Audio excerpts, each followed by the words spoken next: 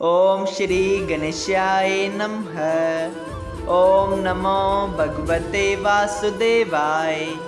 हरे कृष्णा कृष्ण कृष्णा हरे हरे, हरे राम राम राम हरे हरे।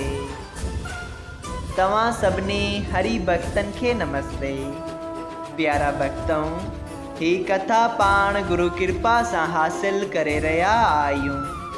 श्री गणपति सरस्वती जो दरे ध्यान करिया थो मां भागवत महापुराण जो बयान, जंहिंमें व्यासदेव ऐं श्री सुखदेव जी कयो आहे श्री कृष्ण लीला जो गुणगान। सभई चओ जय भागवतम महापुराण।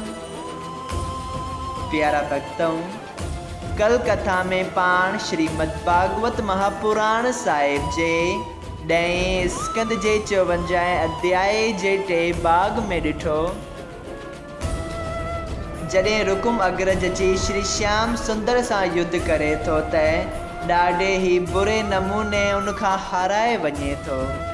श्री कृष्ण उनखे जीवन दान ॾिनो, लेकिन उन जे सर जो मुंडन करे उनखे ॿधी पंहिंजे रथ में विहारे छॾियो, जंहिं करे माता रुक्मणीअ खे ॾाढो दुख पए थियो। उनखां पोइ बलराम अची श्री श्याम सुंदर खे रुकुम अग्रज खे छॾण लाइ चवे थो। तंहिं बाद रुकुम अग्रज श्री श्याम सुंदर जी महिमा ॼाणी उन्हनि खे वेनती करे थो ऐं उनखां पोइ पंहिंजे घर ॾांहुं हलियो वञे थो। सभई चओ जय श्री कृष्णा। प्यारा भक्तों, अॼु पाण श्रीमद् भागवत महापुराण साहिब जे 10 स्कंद जे 54 अध्याय जो 4थों भाग शुरू करे रहिया आहियूं। श्री सुखदेव जी स्वामी चवनि था त रुकुम अग्रज खे मोकिलाइण बाद श्री कृष्ण पंहिंजो रथ द्वारिका ॾांहुं हलायो। जॾहिं श्याम ऐं बलराम द्वारिकापुरीअ वटि पहुता त राजा उग्रसेन, वासुदेव ऐं ॿिया ॾाढी ख़ुशीअ मां शहर खां ॿाहिरि अची आदर भाव सां उन्हनि खे वठी विया ऐं सभिनी द्वारिका वासियनि पंहिंजे पंहिंजे दरवाज़नि ते मंगलाचार्य करे उन्हनि जी आरती कई। जॾहिं महिलात जे दरवाज़े ते पहुता त देवकी माता केतिरियुनि स्त्रियुनि समेत अची पंहिंजे कुल जी रस्म कई ऐं रुक्मणीअ जी सुंदरता ॾिसी ॾाढी ख़ुशीअ सां उनखे ऐं मोहन प्यारे खे महल में वठी वई। राजा उग्रसेन ऐं वासुदेव जी उन ॾींहुं गर्ग पुरोहित खे घुराए विहां जी साथ पुछी। जॾहिं गर्ग मुनि चङो लगन विहां जो कढियो, तॾहिं राजा उग्रसेन पंहिंजे वज़ीरनि खे तयारीअ जो हुकुम ॾेई दुर्योधन ऐं ॿियनि घणनि ई वॾनि राजाउनि खे पाण वटि घुराइण लाइ चवाए मोकिलियो। राजा भीष्मुक, जंहिं पंहिंजी कन्या रुक्मणी श्याम सुंदर खे परणाइण बाई थे ऐं द्वारिका में विहां थियण जी तयारी ॿुधी, तॾहिं उन ॾाढी ख़ुशीअ मंझां पंहिंजे मन में कन्या दान जो संकल्प कयो।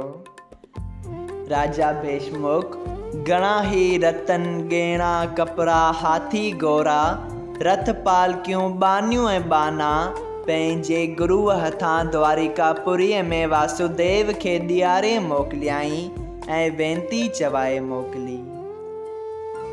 द्वारिका में शहर जा राजाऊं अची गॾु थिया हुआ। उन वक़्तु उहो पुरोहित सभु सामान ॾाज जो खणी उते अची पहुतो। उन वक़्तु अहिड़ो उत्सव ऐं सोभिया द्वारिका में थी जंहिंजो हाल लफ़्ज़नि सां बयान थी नथो सघे। सभई चओ जय श्री कृष्णा। प्यारा भक्तों, विहां जे ॾींहुं मोतियुनि सां चौकरियुनि बदल ऐं रतन जरियल पिंडाल तयारु थियो। श्री श्याम सुंदर ऐं माता रुक्मणीअ खे चङा ऐं बिल्कुलु सुंदर कपिड़ा पहिराए हीरनि सां जरायल सिंघासन ते विहारियो वियो।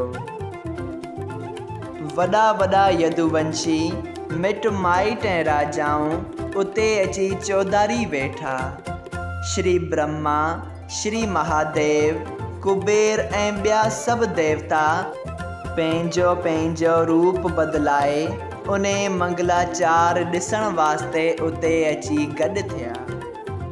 गर्गाचार्य शास्त्र मूजिबि श्री कृष्ण भॻवान जो विहांउ श्री रुक्मणीअ सां कयो ऐं उन्हनि खे फेरा ॾियारिया। उन वक़्तु सभिनी स्त्रियुनि मंगलाचारी गीत ॻाता थे ऐं अप्सराऊं आकाश में विमाननि ते नाच करे ख़ुशि थिए थियूं। गंधर्वनि गानो ॿुधायो। देवताउनि केतिरनि क़िस्मनि जा गहना ऐं रतन घोट ऐं कुंवार खे पहिराए आनंद कयो। विहांउ थी चुको तॾहिं राजा उग्रसेन ब्राह्मणनि खे घणो ई दान ऐं ॾखिणा ॾेई आदर सां मोकल ॾिनी।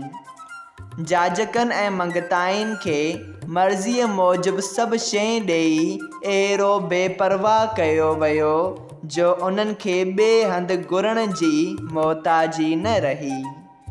सभिनी यदुवंशियनि ऐं राजाउनि रुपया अशरफियूं चङा चङा गहना ऐं कपिड़ा रुक्मणी ऐं श्याम सुंदर खे विहांउ जी भेट तौरु ॾिना।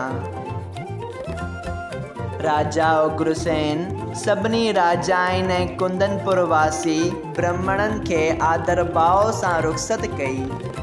प्यारा भक्तऊं, एतिरी कथा ॿुधाए श्री सुखदेव जी चयो, हे राजा परीक्षित, उन ॾींहुं द्वारिकापुरी ऐं टिनी लोकनि में अहिड़ो त आनंद सभिनी खे प्राप्त थियो जंहिंजो वर्णन थी नथो सघे। रुक्मणीअ जे द्वारिका में अचण करे सभिनी जे घर में लक्ष्मीअ जो वासो थी वियो।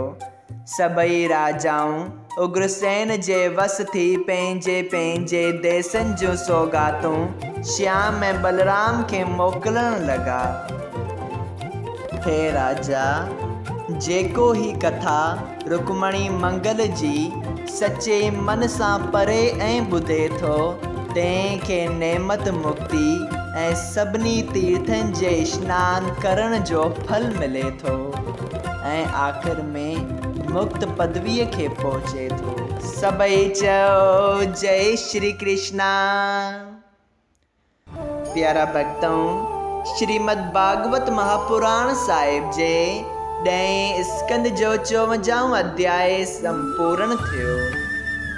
अगरि तव्हां सभिनी हरि भक्तनि खे हिन कथा मां लाभ हासिल थियो हुजे त कृपया हिन कथा खे ॿियनि हरि भक्तनि सां शेयर कजो त उन्हनि जो बि भलो थिए ऐं तव्हां जो बि भलो थिए।